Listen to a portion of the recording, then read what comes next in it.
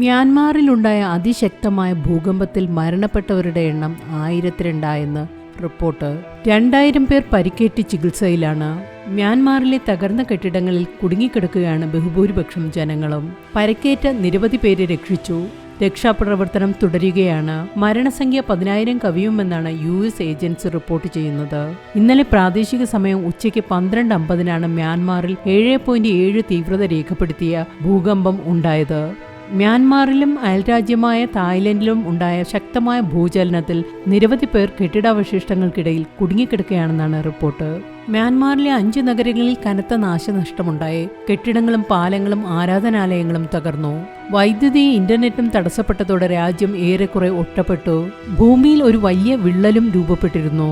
Express വേയിൽ 2 പാലങ്ങൾ തകർന്നതോടെ ഗതാഗതം നിശ്ചലമായി. മണ്ഡലെ നഗരത്തിൽ നിന്ന് 17.2 കിലോമീറ്റർ അകലെയാണ് ഭൂകമ്പത്തിന്റെ പ്രഭവ കേന്ദ്രം. ഏകദേശം 10 ലക്ഷം പേർ മണ്ഡലയിൽ ജീവിക്കുന്നു.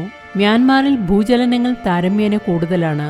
1930-നും 1956-നും ഇടയിൽ റിക്ടർ സ്കെയിലിൽ 7 തീവ്രതയുള്ള 6 ഭൂചലനങ്ങൾ രാജ്യത്തുണ്ടായി.